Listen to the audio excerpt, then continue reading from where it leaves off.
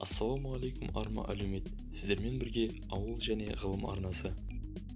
Бүгін біз сіздермен әлемдік экономикадағы ауыл шаруашылығының маңызы және де асыл тұқымды мал өсірудің маңыздылығы жайлы сөз қозғайтын боламыз. Ауыл шаруашылығының қай саласында болмасын, жаңа технологиялар мен асыл тұқымды мал ұстаудың орны ерекше. Тіпті сіз сиыр, қой, жылқы, түйе, ешкі ұстасаңыз да, жаңа технологиялармен ұстасаңыз әлде қайда ұтымдырақ болары сөзсіз. Еуропалық фермерлер тіпті сиырлар, ешкілерді мен қойларды ғана емес, бал араларын да және балықтарды да асылдандыруда. Олардың асылдандырудың басты мақсаты мол өнім алу. Таза ауыл шаруашылық өнімдеріне деген сұраныс күннен күнге артып келеді. Оған бір ғана мысал көрсете кетейік. Жалпы әлем халқының 70% халқы тығыз орналасқан Қытай және Үнді сияқты мемлекеттерде өмір сүреді. Және олар бүкіл әлемдік ауыл шаруашылығы өнімдерінің тек 25%-ын ғана тұтынып отыр. Осыдан ақ ауыл шаруашылығы өнімдеріне деген әлемдік сұраныстың қаншалықты мол екенін көруге болады. Бұл сұранысты өтеудің тек бір ғана жолы бар, ол ауыл шаруашылығына ғылым тұрғысынан қарау. Ауыл шаруашылығындағы ғылымның іргетасы ол селекция. Селекциялау дегеніміз бұл шаруашылықты асылдандыру. Шаруашылықты асылдандыру арқылы біз өнімнің бір түріне айрықша мән беріп, оны дамытамыз.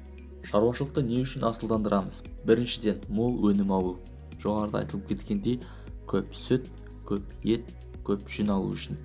Екіншіден, жануарлардың түрлі ауруларға шалдығуын, суыққа төзімділігін, яғни климатқа бейімділігін арттыру мақсатында оларды асылдандырады. Үшіншіден, асыл тұқымды шаруашылық мемлекеттен көптеген субсидия алады. Төртіншіден, асыл тұқымды мал шетелге жақсы экспортталады. Ғылымда селекцияның екі түрі бар: inbreeding және outbreeding.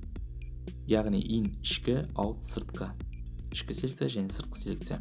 Ішкі селекция жайлы сөз қозғайтын болсақ, inbreeding селекция әдісі туралы сөз қозғайтын боламыз. Яғни inbreeding ол ішкі селекция әдісі.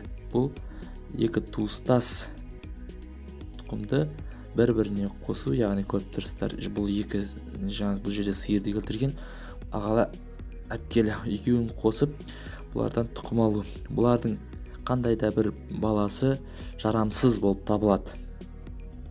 Біз оларды сызып тастаймыз.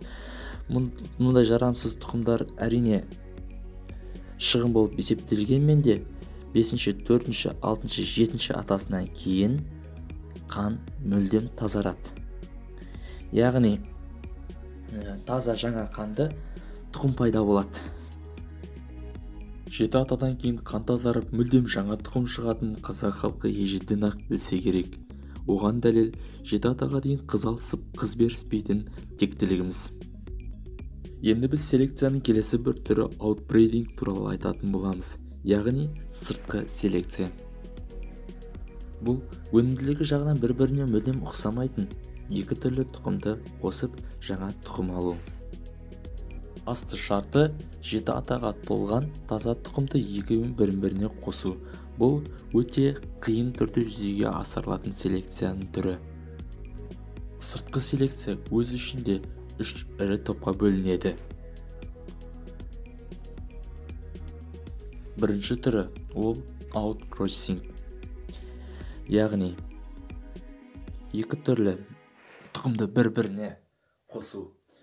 Бұл тұқымдарға қосылатын басты шарты ол 7 атаға толған таза тұқымды болуға тиісті. Екі таза қанды тұқымнан алынған төл өте төзімді әрі өнімді болып келеді. Мұны біздің қазақ атамыз ежелден ақ біліп, 7 атаға дейін қыз берсіп, қыз алыспай қан тазалығын сақтап, ұлт саулығын ойлаған.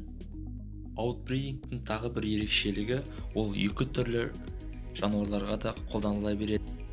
Мысалға, ғалымдар есек пенен жылқыны қосып жаңа түр жасап шығарған. Оны кейбіреулер сынап, бұл селекциялау емес, мутация деп сынаған болатын. Алайда жаңа түрдің енгені ешқандай ауыл шаруашылығына жаңа серпіліс тудырмаса да, бұл ғылыми жетістік ретінде қаралды. Ал енді келесі фотолардан жаңа түрлерді көруге болады. Ғылыми селекциялық жолмен шығарылған жануарлардың фотоларын тамашалай отырып, арнамызға тіркелуді ұмытпаңыздар. Біз сіздермен қоштаспаймыз. Келесі видеода жолыққанша сау саламатта болыңыздар. Рахмет.